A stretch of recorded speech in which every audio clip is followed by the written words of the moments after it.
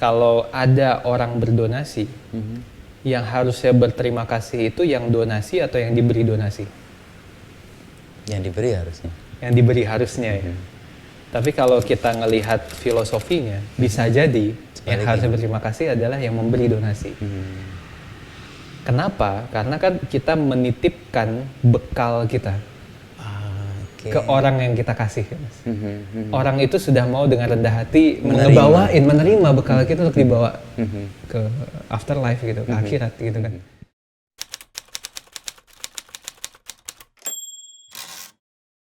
Tim melihat apa kendala yang real yang dihadapi? Kalau khusus bencana ya, kalau bencana tuh kayaknya memang pos-posnya itu udah saklek ya, dan ada aturan-aturan yang nggak bisa dilanggar, jadi tacticalities-nya terhambat gitu. Terhambat. Padahal situasinya kan tidak biasa kan? Betul, harus cair gitu kan. Dan kadang yang dikunjungi pejabat belum tentu yang paling parah gitu kan. Nah, ibu tuh menariknya gitu, Mas, kan gue juga kayak diajak naik mobilnya dia kan. Jadi Risma bisa masuk ke desa-desa yang nggak dikunjungi siapapun. Ketemu Romo, ibu kenal Romonya dari mana? Oh, saya dapat dari ini. Saya nggak kenal juga, tapi saya telusuri aja gitu. Ternyata benar. Walaupun mungkin ada cons-nya ya, jadi nggak terstruktur ya, mungkin kayak ngacak gitu ya. Tapi gue buat yang kayak bawa amanah donatur, wah ini bagus nih gitu kan. Justru kan sesuai kita dengan apa yang mau disampaikan oleh si para pendonor ya. Betul. Selama ini kan kita transfer aja ke lembaga gitu kan misalnya. Tapi kalau ternyata ada info-info kayak gitu kan kita kebantu juga. Gitu sih, dan influencer juga happy lah karena naiknya kan pesawat charter. Ya. Dan lihat langsung juga ya situasi di mana mereka bisa terlibat ya. Itu berapa hari 4 miliar ya tadi terkumpul? Sekarang udah 12 miliar deh kayaknya. Dari donatur dikumpulkan dana, lalu dari para influencer atau penggalang itu dia menengok ke lokasi bersama Ibu Risma. Prosesnya gimana tim? Ya jadi kan kita diajak dulu sama Kemensos waktu itu, diceritakan kondisinya, terus kita juga pengen menyalurkan amanahnya dengan baik kan, dan ternyata Kemensos udah mapping gitu. Nah cuman kan dana di Kita Bisa itu kan nggak hanya Kita Bisa kan, Mas, ada yang digalang sama influencers. Nah makanya waktu itu saya telepon Rachel V-nya, Fadil Jaidi, Keanu, terus ada 2 putra asli NTT nih, si Andovi sama Jovial. Oh mereka excited gitu, jadi berangkatlah kita. Jadi di call-nya H-1 tuh, besoknya langsung berangkat dari Halim, naik pesawat charter dari Kemensos yang bawa bantuan-bantuan juga, mendarat di Maumere. Dari Maumere kita ke Larantuka, Larantuka nyebrang ke Adonara, Adonara ke Lembata. Jadi di 2 pulau itu sih kita ngasih bantuan. Dan rencananya sih ya semoga lancar ya, kita akan buat 1 dusun khusus yang itu memang kita coba rebuilding rumahnya, dan itu dana dari masyarakat semua. Oke, 1 dusun ya? Berarti dusun, dengan semua kelengkapannya berarti? Betul, ada MCK-nya, ada rumahnya, ada balai masyarakatnya gitu sih. Karena kan nanti Kementerian PUPR juga akan banyak bangun rumah ya, tapi nanti kita akan coba cari yang yang juga butuh dan bisa disupport dari publik gitu. Ini kan melelahkan ya? Tim, lo bikin crowdfunding lalu melibatkan orang dan harus datang ke lokasi. Apa yang membuat energi itu muncul terus ya? Harusnya kan ya udah crowdfunding, ya udah tugas gue selesai gitu. Kalau mau hitungannya ya udah cukup lah gue. Tapi kenapa lo sampai terlibat sampai demikian jauh dan intens? Nggak tahu Mas, gue orangnya extrovert ya, jadi energi gue tuh salah satunya karena ketemu orang gitu. Dan salah satu energi yang paling gue sukai adalah energi orang-orang yang berbuat baik gitu. Jadi melihat orang lain ya, dia melihat orang lain berbuat baik, apalagi orang-orang baiknya ini dengan kesederhanaan, dengan ketulusan gitu ya, dengan itu priceless lah gitu ya ngelihatnya. Dan itu banyak yang mau agamawan gitu ya, mau aktivis-aktivis lokal gitu, mau pemuda-pemuda di daerah. Dan ini balik ke cerita-cerita awal Kita Bisa, Mas. Jadi Kita Bisa tuh berdirinya kan karena sesimpel saya melihat teman-teman aktivis sama komunitas kesulitan galang dana gitu. Jadi proyek-proyek sosialnya keren gitu kan. Tapi nggak mampu dapat donasi gitu. Itu tahun berapa, Tim? 2013, Mas. 2013. Lo umur berapa tuh 2013 tuh? Dapat 22 kan. 22. Kan ceritanya kerja dulu sama Pak Reynolds 2 tahun. Lulus kuliah kerja sama Pak Reynolds. Nah, ngelihat teman-teman aktivis gitu, komunitas non profit bikin Kita Bisa, dan kebahagiaannya itu setiap melihat ada penggalangan dana yang berhasil, terlaksana, terus ya jadi dampak gitu Mas. Jadi walaupun kita di belakang laptop tapi kayak kita bisa memungkinkan hal baik terjadi gitu kan. Itu sih Mas selalu jadi energi gue. Jadi mulai dari ketemu orang-orangnya, kunjungan ke rumah sakit gitu ya, dipeluk sama orang tua pasien, dan teman-teman di sini juga merasakan lah, dan itu kita bless ya, kita ngerasa salah satu yang kita bahagia banget lah gitu, bisa jadi penyambung dan jembatan. Ya meskipun tadi ya dari Jakarta ke Maumere ke Lembata dan sebagainya, kelelahannya ada, tapi terus kemudian kayak ya udah recover karena ada energi yang priceless tadi itu. Betul. Tapi kita bisa sendiri awal mulanya selain tadi ya ide bahwa ada aktivis, orang-orang baik yang mau melakukan aktivisme sosial gitu ya, tapi kesulitan menggalang dana, ada hal lain yang memunculkan itu nggak? Hal lainnya sebenarnya mungkin ada eksternal, ada internal ya. Kalau eksternal tuh crowdfunding waktu itu ada Kickstarter, Indiegogo gitu Mas. Itu ke lifestyle ya banyak. Iya, tapi lebih ke art, kreatif. Itu menurut saya sih waktu itu karena saya anak ekonomi, saya tahu kayak kalau ngomongin capital itu kan sangat top down gitu ya, sangat institutionalized gitu. Jadi ketika ngelihat bisa gerakan akar rumput, mengumpulkan modal, memberdayakan seseorang jadi bikin produk, itu tuh revolusioner banget. Melawan kebiasaan, melawan hegemoni atau apa gitu kan. Jadi wow, ini luar biasa nih gitu. Nah tapi dia kan di industri kreatif gitu. Nah kalau di Indonesia waktu itu udah ada juga namanya wujudkan.com kalau yang kreatifnya, tapi karena saya backgroundnya dulu ya sering gaulnya sama anak BEM, anak komunitas, bikin kegiatan sosial, ya hipotesisnya waktu itu kenapa nggak bikin buat teman-teman yang berkegiatan sosial gitu, karena ya tadi balik lagi orang Indonesia itu kan sebenarnya kalau ngomongin berbagi cukup kuat Mas ya, dan kita tuh guyup, komunal, kolektif. Core value kita betul. Bung Hatta tuh di pidatonya demokrasi kita bahkan bilang kan sendi masyarakat kita tuh kolektivisme gitu. Jadi dan saya kebetulan lahir di Bukit Tinggi kan, jadi kayak sangat mengidolakan Bung Hatta. Jadi itu tuh mendarah daging, dan saya yakin kalau udah berbagi, gotong royong bareng-bareng pasti kuat, apalagi untuk kemanusiaan. Nah itu sih waktu itu kita bisa berdiri. Walaupun hipotesis itu tidak terlalu terbukti sih awal-awal, karena tidak segera terbukti ya. It's a good point, karena ya namanya bikin platform atau website yang tidak mudah dikenali di awal gitu ya, masih yang bangun brand gitu ya. Tapi balik lagi pertanyaan tadi, apa yang bikin terus semangat, walaupun kecil-kecil Mas, tapi itu fulfilling banget. Jadi dulu 2013 salah satu project yang berhasil kita itu Safe Master. Jadi Master itu masjid terminal, ada sekolah anak jalanan di terminal Depok yang terancam digusur, lalu anak-anak mahasiswa demo dan galang dana, kita ngumpulin 130 juta dalam waktu 1-2 minggu. Waktu itu tuh luar biasa banget tahun 2013. Itu kayak beri energi luar biasa, energi luar biasa, dan ngelihat akhirnya duit itu jadi satu kelas, walaupun kelasnya bentuknya kontainer gitu ya, itu powerful banget. Jadi nge-recharge lagi. Dan waktu kemudian menata menjadi lebih terstruktur ini, tahapannya gimana kalau tim melihat dari 2017 ya? 2013 kan memang masih gerakan ya waktu itu, nggak ada badan hukum. Nebeng ke rumah perubahannya Pak Renal. Beliau lah yang kayak nge-support kita dari awal, ngasih kita pendanaan, ngasih kantor. 2014 kita bikin yayasan sendiri. Jadi yayasan dulu, yayasan Kita Bisa. 2015 kita bikin PT, karena salah satu waktu itu saya ingat juga nasihatnya Pak Renal tuh, kalau mau social enterprise-nya nafasnya harus panjang, harus sustainable, harus dipikirin gimana bisnis modelnya dan lain-lain. Nah makanya ada PT, jadi ada yayasan dan PT yang bisa saling melengkapi lah gitu ya. Dan dari sana saya belajar dari beberapa mentor juga sih Mas, kayak Mas Zaki Bukalapak. Beliau punya agency kan dulu, jadi beliau yang bantuin bikin Kita Bisa awal-awal. Brandingnya juga ya. Betul. Terus kita sempat ikut accelerator di Kuala Lumpur, kayak gimana sih caranya ngelola startup gitu-gitu sih, belajar dari nol sih Mas gitu, karena nggak tahu dari awal. Lalu ketemu di tahun 2017 itu menjadi lebih terinstitusionalisasi, itu apa yang memungkinkan atau membuat tim yakin ini bisa jalan nih, meskipun tadi kan nggak segera mewujud nih, tetapi oke lah, gue mau jalan. Apa karena tadi temuan-temuan kecil yang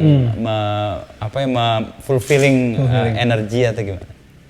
Ya itu satu pasti, karena kalau nggak ada itu mungkin udah selesai duluan lah ya kalau nggak ada itu. Yang lainnya juga mungkin validasi dari eksternal ya. Validasi eksternal nih kita ngomonginnya partner-partner gitu, orang-orang yang 2016-17 sudah mulai non-profit besar pakai kita bisa mas. Non-profit besar. Jadi yayasan-yayasan besar pakai. Termasuk Kompas tuh, wah itu luar biasa kan mas, waktu 2017 2018 itu juga mas ya, itu kan kita wah bikin ini campaign panjang ya. betul, dan alhamdulillah kita bisa kolaborasi terus, itu kan juga boost semangat mas buat kita, brand sebesar Kompas, terpercaya Kompas mau kolaborasi, hal-hal kayak gitu tuh juga bikin kita makin pede lah gitu ya, strategic partner, dan di samping juga tim ya, jadi sambil jalan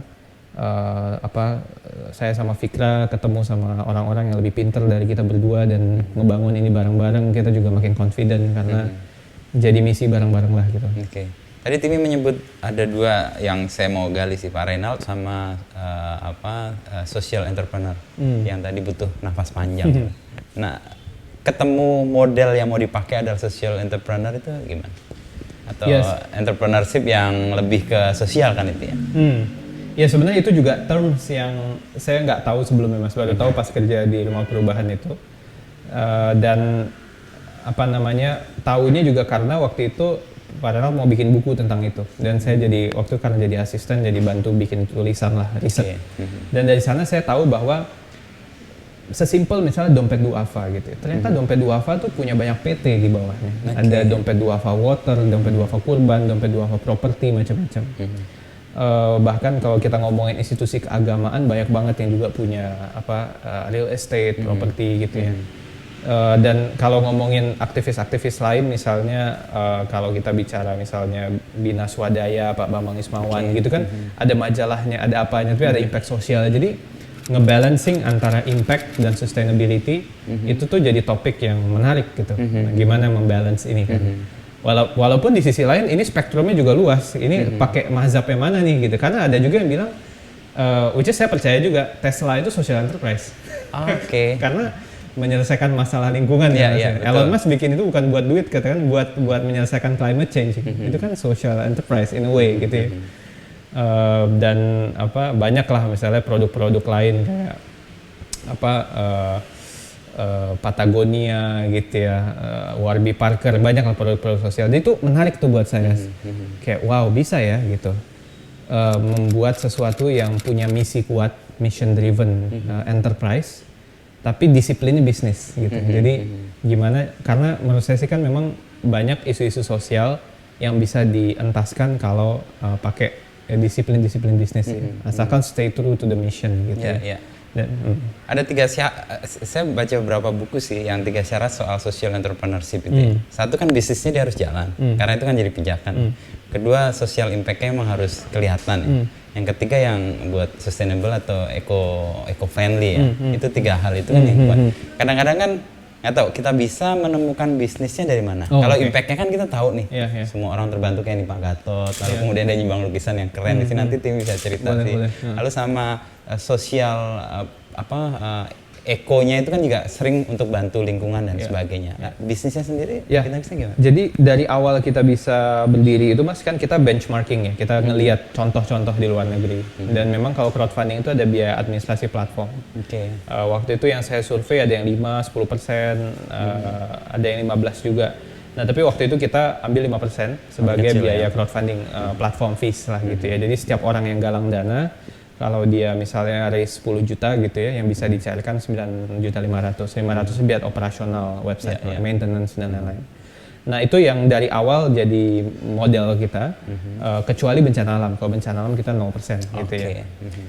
Dan dan selain itu juga kita bikin agency juga mas. Jadi karena kita menemukan kalau ngomongin non-profit gitu ya, atau CSR company, kan beberapa juga mereka butuh service tambahan gitu ya. Service digital marketing, branding gitu. Nah kita ada tim agency khusus digital marketing for kindness lah, for social gitu. Nah itu juga jadi support untuk secara revenue-nya kita bisa. Gitu sih Mas, dua itu ya. Jadi service-nya agency, yang satu lagi platformnya yang yang platform fees tadi 5%. Sejauh ini itu sudah ketemu atau awalnya juga kejar-kejaran nggak nemu juga model bisnisnya lalu? Sebenarnya ketemu, cuman nggak efektif. Maksudnya dari segi nilainya mungkin nggak signifikan ya, karena biasa dibilang karena waktu itu traction-nya juga masih kecil ya jumlahnya, transaksi juga masih kecil.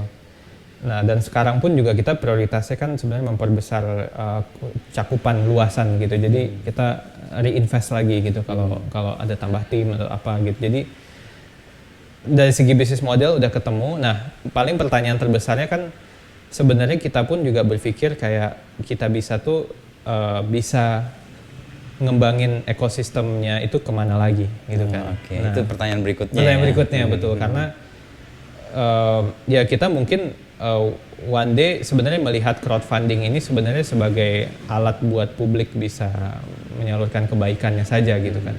Sedangkan gimana cara kita bisa bikin unit lain yang mungkin secara bisnis bisa lebih long term gitu ya, lebih sustain. Nah itu yang mungkin masuk ke obrolan tentang saling jaga itu yang kita obrolin sebelumnya. Gitu. Dari Borobudur itu saling jaga bagian dari upaya untuk menemukan sustainability untuk di bisnisnya itu. Ya ada dua aspek sebenarnya. Yang pertama dari segi masalahnya juga sih Mas. Jadi kita tuh bertanya-tanya juga ya. Maksudnya kayak ini kita bisa sebenarnya nggak perlu ada crowdfunding Mas. Kalau sebenarnya lubang-lubang struktural itu sudah tertambal. Gitu. Artinya kan kenapa sih harus ada orang yang galang dana ketika sakit kalau misalnya jaminan kesehatannya sudah aman gitu ya. Bahkan perlindungannya udah mature gitu. Jadi yang terjadi di Kita Bisa itu kan kritik, which is kita terima dengan baik bahwa banyak penggalangan dana yang sifatnya di permukaan, symptomatic, bukan root cause of the problem gitu. Dan kita mendengar kritik itu dari awal gitu ya.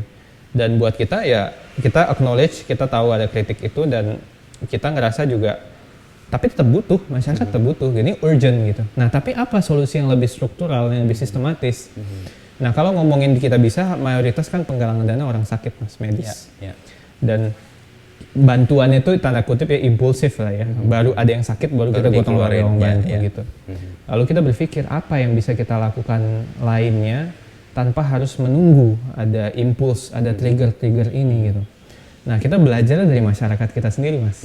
Ada dua lah ya, dari masyarakat lagi dan dari luar juga, sama kayak crowdfunding tadi. Kalau dari masyarakat sendiri, kita ngelihat kalau ada yang sakit, sebenarnya masyarakat kita itu beberapa segmen, beberapa komunitas itu sudah punya community based protectionnya sendiri. Karena mereka tergabung ke sebuah bond gitu, kayak komunitas-komunitas, cluster mereka sendiri. Ambil contoh tukang ojek. Tukang ojek, saya belakangan juga baru tahu di beberapa base camp mereka itu punya uang kas. Untuk kayak safety net mereka sendiri gitu. Kalau ada apa-apa kecelakaan ambil uang kas gitu, goceng-goceng tiap minggu gitu. Tapi kalau nggak kenapa-kenapa jalan-jalan gitu. Kalau di RT RW kita ada uang kas komplek ya Mas. Di kampungnya Mas Inu jimpitan ya Mas. Nah ya kalau beras itu masih terrelasi sampai sekarang. Masih jimpitan. Walaupun ada fungsinya beda-beda, tapi kan intinya itu kan ya collective effort buat saling melindungi, memproteksi, menjaga gitu. Nah, terus kita mikir kan, ini kita bisa bantu orang sebelum ada yang butuh bantuan, preventif gitu. Nah, dari sana kita mikir gimana ya, ternyata bisa didigitalisasi. Proses kita mengumpulkan bantuan-bantuan sebelum ada yang kena, itu kita kalau di luar negeri disebutnya mutual aid gitu, mutual aid, saling tolong menolong lah ya. Di beberapa negara udah jadi model yang menarik gitu. Nah kalau di Indonesia belum ada dan kita coba prakarsai dengan saling jaga itu. Dan akadnya sedekah, donasi gitu. Jadi kita juga bikin, mungkin banyak orang langsung mengasosiasikan kayak asuransi gitu ya. Tapi sebenarnya bukan. Karena Kita Bisa sendiri kan sebagai yayasan bernaung di bawah Kemensos gitu ya. Dan ketika orang join itu akadnya donasi. Jadi dananya dimasukkan, dananya itu dipakai untuk membantu sesama anggota gitu sih Mas.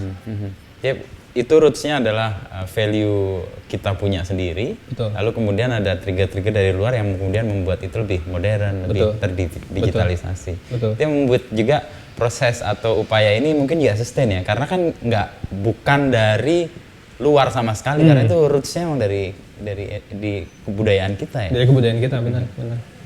Jadi sekarang kayak kalau ada orang yang sakit di Saling Jaga butuh dana misalnya 50 juta gitu ya. Member kan ada 500.000. Sekarang 500.000. Member 700.000. 700.000. Oke, udah naik gede banget ya di terakhir kita. Dari terakhir ya Mas ya.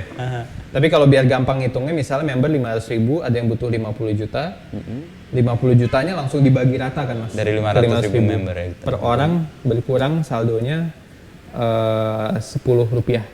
Bener ya? Iya, 10 rupiah ya. Nah, langsung terpotong saldonya. Dan saya membayangkannya, ya ini sama aja kayak budaya kita, ada tetangga yang sakit, terus langsung tiba-tiba yang lain pada jimpitan, ada urunan. Gitu. Tapi ini yang beda digital, gitu, se-Indonesia. Dan semua orang bisa secara tidak sadar dia sudah membantu meskipun dia tidak melakukan atau meniatkannya itu. Betul. Jadi banyak pengguna kita yang bilang ini mah kayak sedekah otomatis, saya masukin aja niat saya bantu orang. Ternyata saya yang butuh, saya bisa dapat gitu sih. Bisa berbalik ke dia bisa sendiri. Berbalik, betul. Karena beberapa masyarakat kita kan percaya sedekah tolak bala.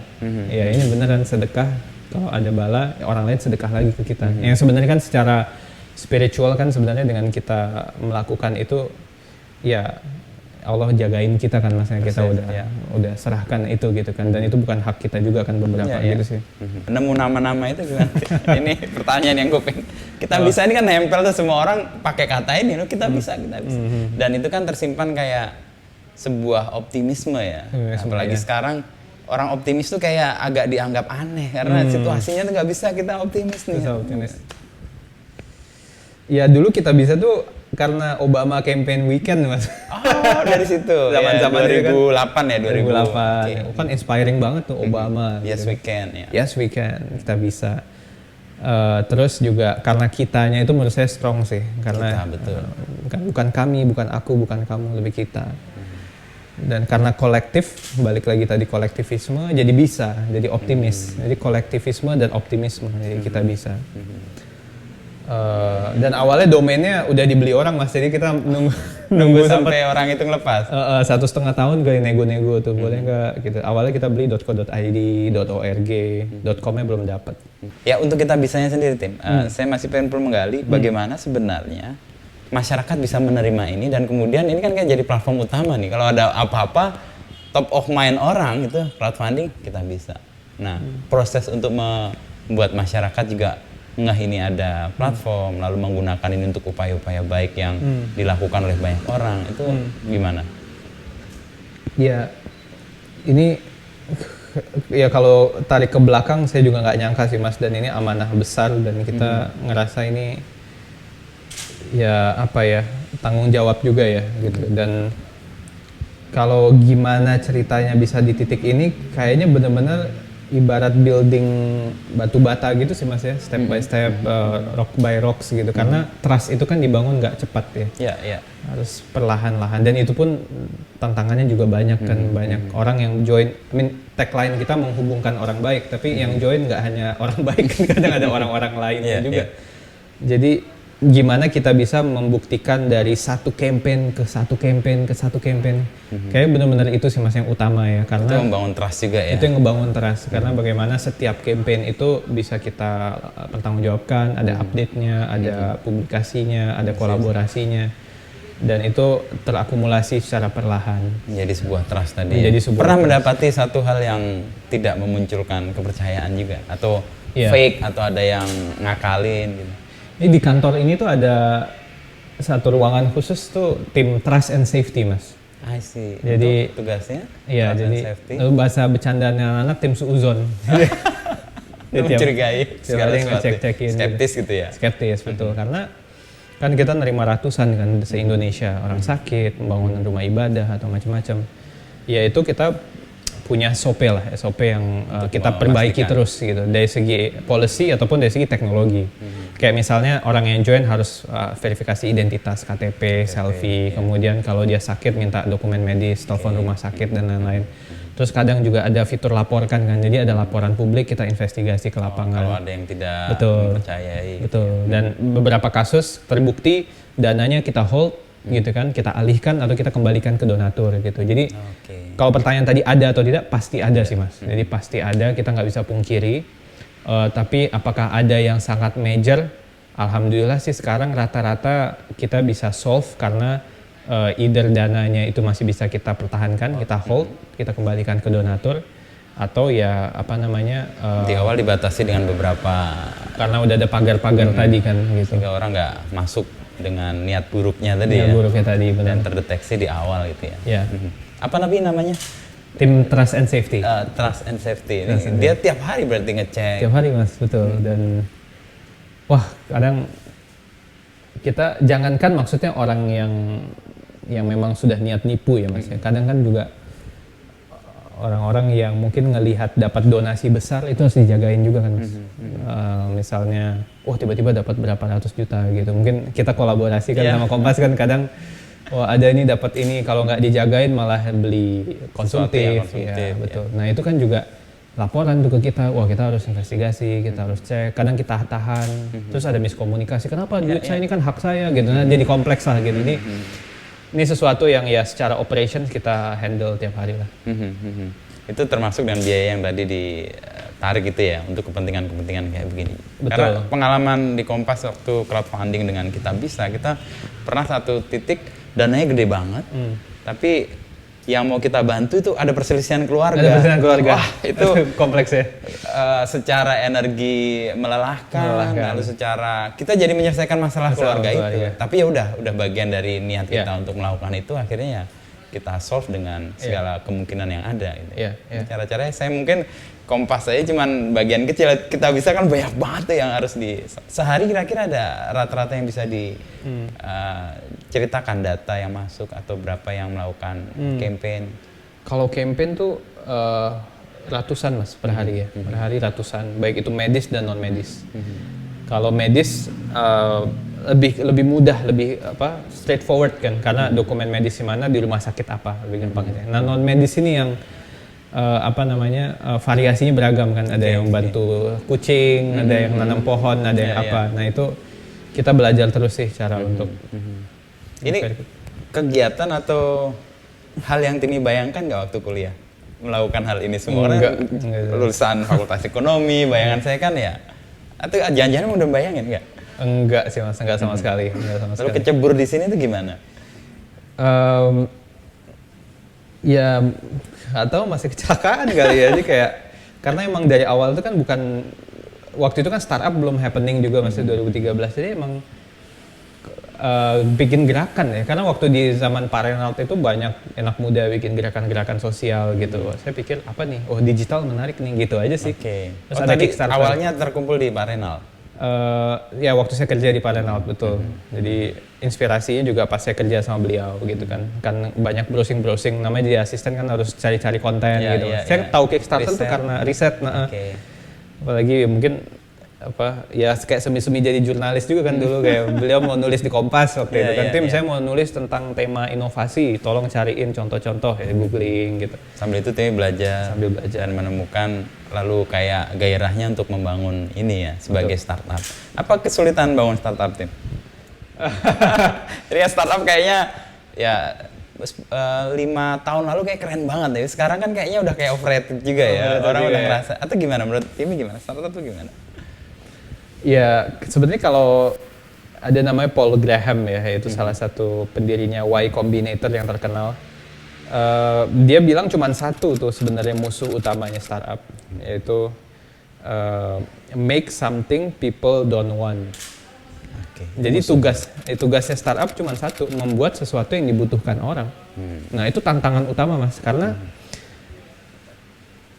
banyak sekali produk-produk teknologi atau startup atau solusi-solusi IT yang dibuat tapi tidak dibutuhkan. Sesimpel itu Mas gitu. Karena kadang kan termasuk saya sendiri waktu itu bikin Kita Bisa, saya nggak yakin sebenarnya saya yakin ini penting, tapi saya nggak tahu ini tuh dibutuhkan atau enggak gitu. Sampai akhirnya itu di launching, kemudian orang bingung kan itu apa, nggak dipakai, sepi peminatnya. Itu kan bukti bahwa tidak dibutuhkan. Exactly, itu musuh utamanya ya. Betul.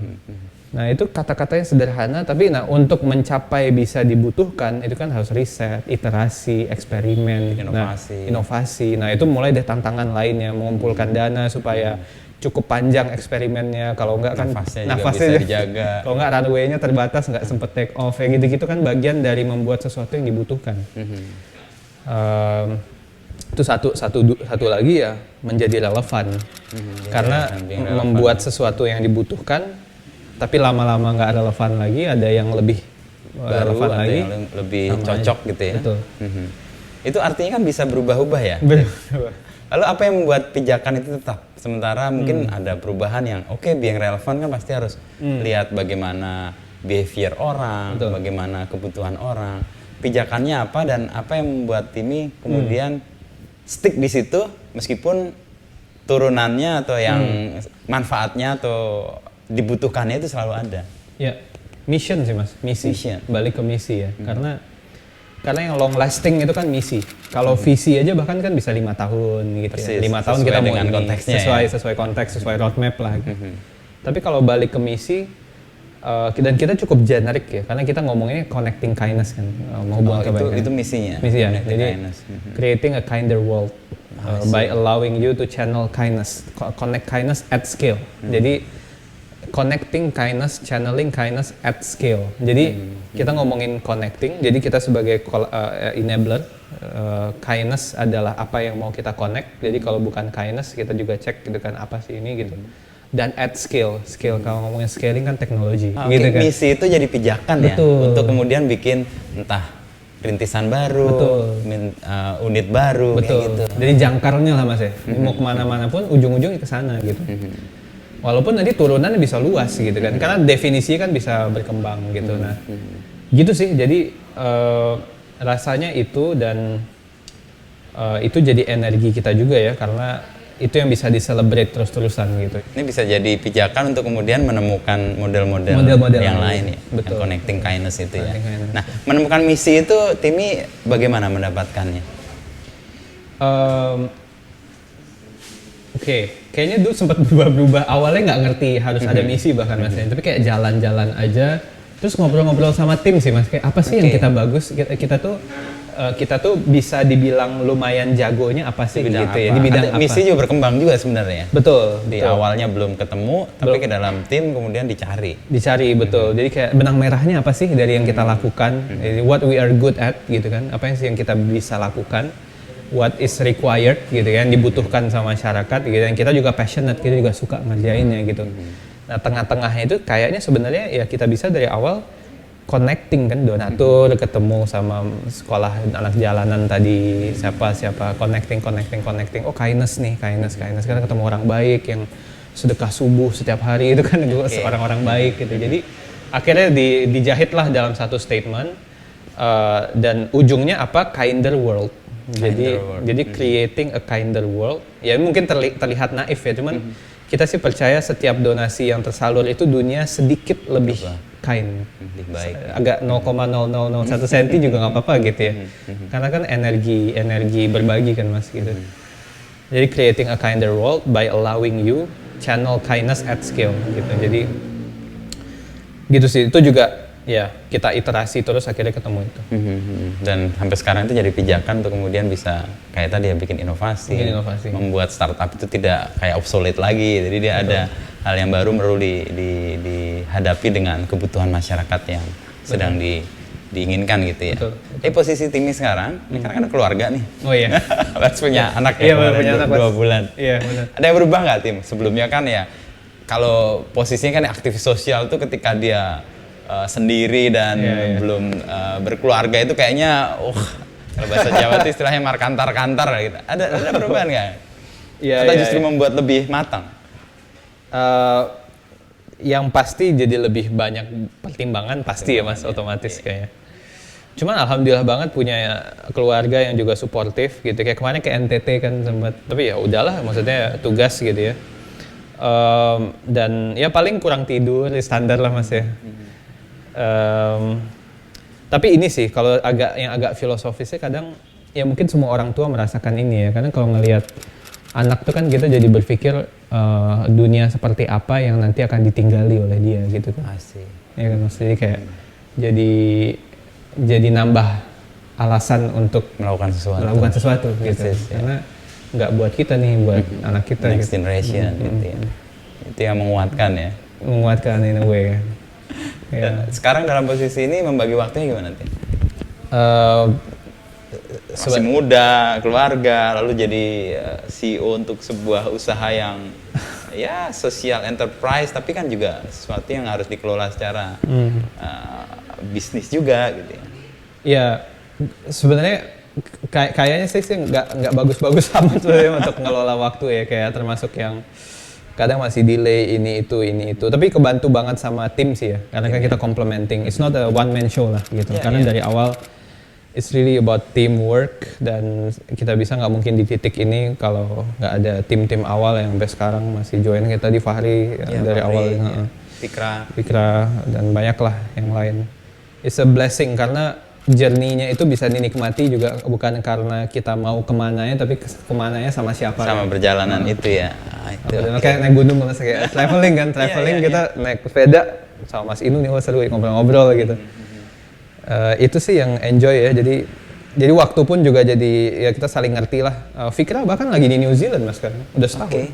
Acara atau dia kan dia besar di sana kan, jadi dia PR. Jadi anaknya lahir di sana, jadi di citizen sebelum umur 17, jadi sudah hampir setahun dia di sana. Jadi kita work from home, dia dari New Zealand, tapi bulan depan insya Allah pulang. Tim sekarang berapa banyak tim di sini? Kalau kan kita kalau PT dan yayasan digabung mungkin 300-an ya Mas ya.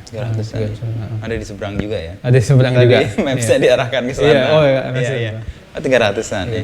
Dan mengelola semua tadi connecting kindness itu dari 300 orang itu ya. Mulai dari engineering-nya, IT-nya, operations-nya, sampai tim di lapangan juga. Jadi kita sekarang udah mulai ada koordinator-koordinator di daerah yang bantu koordinasi sama NGO lokal gitu, karena ternyata banyak banget Mas kantong-kantong kemanusiaan di daerah gitu yang komunitas-komunitas yang kalau kita bisa rangkul itu bisa bantu lebih banyak orang lagi gitu ya, mungkin nggak terlihat gitu ya. Sama mungkin dengan kontributornya Kompas di daerah kan yang nggak melihat sesuatu yang mungkin bahkan pemerintah nggak lihat tuh, NGO besar nggak lihat gitu.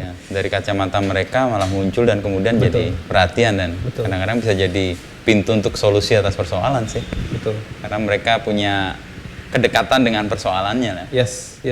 Nah untuk mengasah tim, kan ini misi yang besar nih tim ya tadi ya, connecting kindness, lalu membuat orang merasa bahwa kita dalam satu misi yang sama nih, dan 300 orang kan bukan yang sedikit tuh.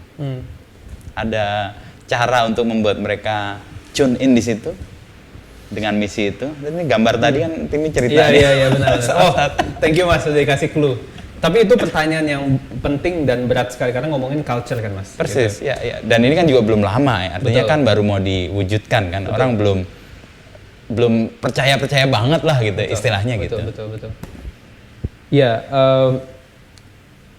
menurut saya sih, dan ini sesuatu yang saya masih pelajari terus Mas ya. Saya merasa belum berhasil juga sih di sini, kayak masih mencari cara terus. Tapi satu hal yang paling bisa dipegang sebenarnya pengalaman pribadi dari setiap individu tim terhadap apa yang dikerjakan. Nggak ada yang ngalahin itu sih.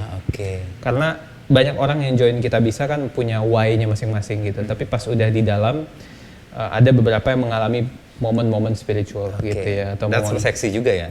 Terseleksi juga ya, pasti seleksi. Nah, itu yang penting. Jadi bagaimana kita bisa secara aktivitas sendiri memungkinkan munculnya adanya interaksi atau pengalaman-pengalaman tersebut. Selain dari kita juga enforce gitu kan. Nah, cara enforce-nya gimana? Tentu bukan kayak pasang figura kata-kata 5 values gitu ya. Betul. Dan kita selalu ngomonginnya ya real stories gitu. Nah, ini makanya thank you banget tadi Mas Inu ngomongin ini lukisan yang ada di lobi kita bisa di kantor kita, yang di setiap orang yang masuk kantor kita pasti lihat ini. Saya tadi lihat ini langsung nempel. Ini yang makanya saya pilih di sini lah tempatnya. Oh, I see. Dan saya belum pernah loh Mas interview di sini. Ini luar biasa. Karena ini itu hadiah dari salah satu penggalang dana di Kitabisa. Oke, ini ya Pak Gatot ya. Namanya Gatot, Mas Gatot Wijoyo. Dia seorang pelukis di Pasar Seni Ancol. Orangnya luar biasa, bersahaja dan sangat baik gitu ya. Dan dia anak kedua sih sebenarnya. Dia punya anak kedua. Waktu itu harusnya lahirnya masih nanti gitu ya, tapi ternyata prematur. Jadi istrinya sempat nggak sadarkan diri, dilarikan ke sebuah rumah sakit. Dan awalnya kan mungkin kalau normal ya biasa aja, maksud biayanya, tapi karena prematur masuk NICU di swasta mahal, costly. Jadi menunggak sampai 61 juta gitu waktu itu. Dan beliau inisiatif galang dana di Kitabisa bersama istrinya dan ngumpulin dana sampai 61 juta dari target 50 juta gitu ya. Dan waktu itu salah satu kata-kata beliau yang saya ingat, ini pertama kali aku dibantu orang gak dikenal sebanyak ini. Saya merinding tuh. Iya. Karena biasanya kan dibantu orang saudara kita. Ya. Ini orang yang nggak dikenal. Ini merinding tuh. Ya, aku juga ya selalu powerful sih Mas. Oke. Mungkin karena dan dan ya ini kan kayak hidup kadang di atas kadang di bawah gitu. Saya yakin kayak Mas mungkin dulu pernah bantu orang gitu, kan dibantu lagi gitu. Dan ya dia cerita gimana berapa ratus ya Mas, aku lupa deh, berapa ratus donatur ngumpulin 61 juta ini merubah hidup dia gitu. Karena anaknya lahir selamat. Kebetulan nama anaknya mirip sama gue Mas, Al-Fatih. Padahal nggak ada hubungan. Al-Fatih Joyonegoro. Jadi ada Jawa, ada Arabnya. Al-Fatih lahir lucu banget. Ketemu juga waktu itu kesini. Tapi dia bilang, Mas ini pertama kali aku dibantu orang tidak dikenal sebanyak ini. Dan ini aku hadiahkan lukisan ini, kata dia. Dan lukisan ini dia buat agak lama waktu itu kayak. Pasti ini melibatkan hati yang dicurahkan lah ini. Dicurahkan gitu. Dan ya beliau seniman kan, aku yakin gemuruh pikir dan cara ini perenungannya tuh besar kan. Jadi makanya di sini kalau beliau menjelaskan ini tuh judulnya menuju kebaikan gitu ya. Menuju kebaikan. Ada banyak kapal-kapal yang berlayar menuju kebaikan, dihinggapi oleh kupu-kupu orang-orang baik, kebaikan, ketulusan yang munculnya dari jendela jiwa, dari sosok gelap ini ya, yang tidak dikenal. Yang tidak dikenal ini siapa nih, gelap hitam gitu kan. Kupu-kupunya ada banyak, kapalnya ada banyak, tapi kalau kita bisa dia gambarkan sebagai kapal yang menaiki anjing gitu ya. Yang anjing kakinya terluka gitu, kakinya agak sulit gitu kan. Dan uniknya anjingnya ini kepalanya ada wifi-nya gitu, jadi dia agak istilahnya surreal ya Mas, jadi menggabungkan gitu. Jadi ada anjingnya dan kapal-kapal ini semua menuju kebaikan untuk membantu, mulai dari kiri atas tuh ada seorang kakak yang kehilangan adik gitu kan. Ayo dek main lagi dan lain-lain, tentang isu-isu pendidikan, anak-anak yang kesehatan, gizi, betul. Ini bencana kemanusiaan kan waktu itu lagi Palestina dan lain-lain gitu ya, bencana alam, jembatan rusak dan lain-lain. Diberikan 2018 waktu itu sama Mas Gatot, diantarkan langsung pakai truk gitu. Wow. Nah ini kita pasang di lobi ya tadi supaya pengingat lah ya buat saya value tadi, misi yang tadi tentang apa yang kita lakukan mungkin di belakang laptop yang kadang mungkin juga jenuh juga Mas ya, namanya juga kerja gitu ya. Jadi mekanik gitu ya. Jadi mekanistik, jadi rutinitas gitu. Tapi setiap donasi yang masuk gitu 5.000, 10.000, 20.000, orang-orang kayak gini merubah hidup mereka gitu. Dan ya itulah yang kita coba ingat terus dan jadi sumber energi lah. Dan untuk tim ini sesuatu banget ya yang harus mereka pahami. Mudah-mudahan ya Mas. Kalau nggak mungkin gue doang yang terharu lihat ini. So far sih rasanya iya, banyak yang cerita. Dan ini jadi kayak kadang tim HR juga, kalau nggak saya yang ceritain, tim HR yang ceritain. Membawa mereka untuk tahu bahwa kita berawal dari ini dan ujungnya adalah kebaikan yang ini. Betul. Pak Gatot di Pasar Seni ya Mas? Pasar Seni Ancol. Dan mungkin nih teman-teman nanti yang kalau mau melihat karya-karya beliau ada di Gatot Wijoyo lukisan, coba googling ketemu deh, itu banyak portofolio. Dan yang menarik beliau bilang beliau sekarang banyak melukis tentang tema-tema kemanusiaan, Mas. Tema-tema sosial. Karena perubahan yang terjadi karena mungkin peristiwa ya, ini mungkin ya, bisa jadi salah satunya. Jadi tadi Tim kan menyebut pengalaman spiritual orang-orang yang bekerja di sini, tapi juga pengalaman spiritual orang-orang yang mendapatkan manfaat ini kan nggak kalah gede juga. Betul. Dan setelah tadi diceritakan, dia malah menangkap lebih kuat misi dari yang tadi istilahnya diabstraksi jadi sebuah kata-kata yang enak dibaca gitu, tapi ini kan jadi sangat luas ya karena pengalaman personalnya itu. Betul. Ya, dan masing-masing orang kan punya kompleksitas perasaannya sendiri, Mas ya. Jadi cara dia mengolah dan suatu situasi itu kan beda-beda. Jadi makanya ini monumental banget sih, sampai ada lukisan lalu kita bisa jadikan contoh. Kalau yang lain-lain pasti banyak juga orang-orang lain, bahkan donatur juga, Mas. Kalau ini kan tadi kita ngomongin tim, ini yang menggalang, tapi ada juga donatur. Kan di Kitabisa tuh ada fitur doa ya, Mas ya. Doa kan orang kadang masukin doa, dan lucu-lucu, maksudnya saya mau lulus SNMPTN, mau lulus SIMAK, mau punya keturunan dan lain-lain. Saya nggak tahu ada berapa persen akhirnya jadi terwujud terkabul gitu ya. Cuman kan itu harapan, energi gitu kan, riak-riak harapan itu terkumpul, ada yang aminkan, ada yang baca gitu-gitu. Dan kalau beberapa donatur ya mereka ada yang kayak sekarang kan Ramadan ini banyak orang yang sedekah subuh, Mas, rutin. 5.000 sehari, 10.000 sehari dijadikan, karena kan hadisnya kebaikan kecil tapi rutin lebih baik dari kebaikan besar tapi jarang gitu kan. Nah itu juga saya pikir momen spiritual juga kan itu, kenapa dia mendisiplinkan diri apa yang dirasakan, dan itu kan di subuh ya, saat ya malaikat turun, dan memang orang-orang yang bersedekah di saat subuh itu dapat ganjaran yang tinggi. Jadi dan itu lintas agama juga ya, jadi nggak hanya tentu yang muslim dan yang lain-lain, jadi pasti banyak. Ya, karena kebaikan kan jadi core semua agama lah kalau kita mau ngomong soal itu ya. Cinta kasih. Saya dapat satu poin lagi soal pengalaman spiritual, nggak hanya tim dari timnya sendiri, pengalaman spiritual orang yang terbantu, pengalaman spiritual para donaturnya sendiri. Ini kan kayak 360 ya, semua kebagian perannya masing-masing untuk tadi yang connecting kindness-nya itu. Satu yang soal harapan nih, apa harapan atau istilahnya, saya terutama situasi akhir-akhir ini mendapati banyak orang tuh makin pesimis ya, makin nggak punya harapan panjang, nggak bisa ngeset sebuah perencanaan gitu ya, karena ketidakpastian begitu banyak gitu ya, yang membuat kita bisa tetap merasa ini oke kok, ini long lasting, apa? Atau emang ada termin-termin tertentu yang dibagi-bagi per kuartal atau tahun itu? Iya, kalau quarterly roadmap, milestone gitu ada, Mas. Jadi kayak kita pantau juga kan. Tapi secara umum mungkin kita masih rasa dibutuhkan itu ya, Mas ya. Masih memang ya ada orang yang masukin galang dana di kita. Arti kan masih ada yang butuh, donatur gitu, masih percaya. Saya itu udah lebih dari cukup sih untuk kita terus jalanin aja kan gitu. Terlebih lagi tadi di sini dan di sana ada beberapa cerita-cerita yang menarik yang bikin kita ke-recharge lagi gitu sih.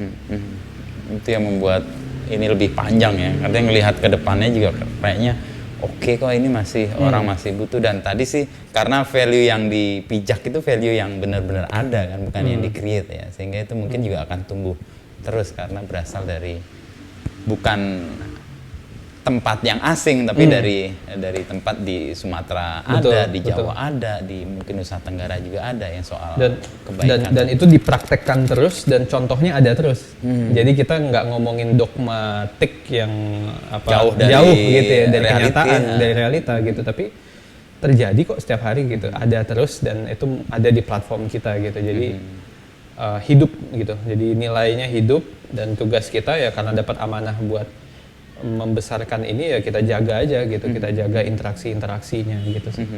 Kalau saya mijak satu hal yang tadi sih yang membuat ini kuat dan terus jalan selain misi ya tadi, mungkin lebih dalam lagi soal pengalaman spiritual gitu. Tadi saya baru nggak, yang tadi cerita Mas Gatot, saya masih merinding nih. Soal bagaimana akhirnya orang menyadari, oh kebaikan tuh berbalik, orang nggak sadar bahwa sesuatu yang dia lakukan mungkin nggak langsung kayak apa ya, kalau orang sering baratkan kayak makan cabai gitu, langsung dapat manfaatnya. Iya, benar. Tapi butuh napas panjang, butuh kesabaran, butuh keikhlasan. Nilai-nilai itu kan nggak bisa dikuantiti untuk bisnis tuh, dan itu biasanya memperkuat juga ya. Ini mungkin yang saya temukan dari Kita Bisa itu. Ada satu lagi Mas yang bikin merinding saya juga. Ini baru beberapa minggu ini sih saya dapatkan. Ini mungkin tadi perspektifnya kalau Mas Gatot kan ini penggalang, kalau ini donatur. Tapi pertanyaan fundamentalnya gini Mas, kalau ada orang berdonasi, yang harusnya berterima kasih itu yang donasi atau yang diberi donasi? Yang diberi harusnya. Yang diberi harusnya ya. Tapi kalau kita ngelihat filosofinya, bisa jadi yang harusnya berterima kasih adalah yang memberi donasi. Kenapa? Karena kan kita menitipkan bekal kita ke orang yang kita kasih. Mas. Orang itu sudah mau dengan rendah hati menerima bekal kita untuk dibawa ke afterlife gitu, ke akhirat gitu kan. Dan itu kan, wah itu dalam banget Mas. Aku juga kayak, aku ngurusin Kita Bisa donasi bertahun-tahun, bener juga ya gitu. Karena emang buat beberapa orang kan emang sedekah bekal akhirat gitu. Kan kita nitip, tolong bawakan ke sana, dan kerelaan mereka lah membawa itu gitu. Makanya, atau ini Mas Inu mungkin lebih tahu ya, kalau aku dengar kalau di budaya Jawa kuno tuh kalau misalnya kita mau ngasih sesuatu kan ada amplop ditaruh di bawah terus mohon diterima, diselipkan, terus kayak sambil agak sujud gitu ya Mas ya, mohon diterima gitu. Jadi seakan-akan berterima kasih, mohon diterima gitu. Kalau Buddha Seci, saya lihat itu ya teman-teman Buddha kalau ngasih bantuan merunduk, mohon diterima. Karena itu kayak memohon betul kan, ini tolong bantu saya, justru yang dia yang merasa terbantu ya. Ya, buat beberapa agama itu disebut karma kan, jadi ini karma baik akan balik ke saya gitu. Tapi secara filosofis mungkin ya itu ya, dan menarik sih ya kalau kita lihat-lihat poin-poin itu membuat kita memaknai ulang gitu tentang ego dan tentang pride memberi gitu ya. Sih. Ya kan, karena mungkin awalnya kita bangga bisa memberi, tapi lama-lama sebenarnya ya kita dibantu gitu oleh orang yang menerima. Betul. Ya. Rasanya beda Mas ya. Jadi rasa kan penting ya, karena kalau cuma ngasih aja ya udah gitu, tapi kalau rasanya beda. Gitu sih. Nah, ini juga pengalaman spiritual. Saya juga agak terbuka sih. Betul juga ya. Lalu saya kemudian ingat sesuatu. Ini sering dijadikan pengandaian sih, hitam sama putih tuh atau gelap sama terang gitu. Mana yang lebih penting sih? Terang. Enggak loh, terang itu menjadi kelihatan kalau ada yang gelap. Kalau ada yang gelap, ya. Begitu juga putih atau hitam gitu ya. Atau baik atau buruk. Buruk sama baik kelihatan baik kalau ada yang buruk.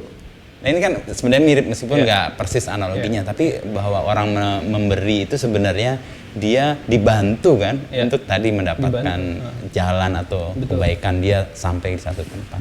Ini pengalaman spiritual yang lain nih dari sisi para donatur. Kita yang berkepentingan supaya bekal kita diterima di akhirat. Supaya diterima, kita titipin, dialah yang akan bawa gitu kan. Dan orang yang menerimanya juga dengan lega hati kan. Makanya orang sampai harus menunduk, memohon, tolong bantu saya. Akhirnya yang dibantu bukan yang menerima, akhirnya yang memberi juga. Akhirnya mutual juga tuh tadi. Mutual untuk kindness-nya.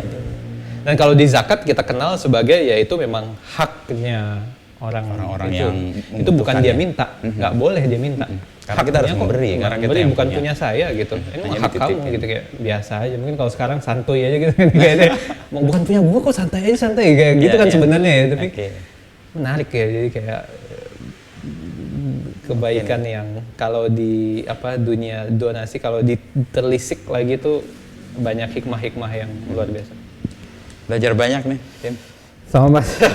Siang-siang dalam konteks Ramadan kita ngomong soal spiritualitas dan hal-hal yang membuat kita sebagai manusia kayak terbangunkan lagi kan. Dan ini mungkin mudah-mudahan jadi api yang terus menyalakan misi-misi kebaikan tadi. Amin. Mohon diingatkan terus Mas, dijagakan terus. Karena kita juga butuh terus diingatkan lah intinya kan. Kita bisa saling jaga. Saling jaga. Thank you Tim ya. Thank you Mas itu. Jam kita ngobrol. Siap.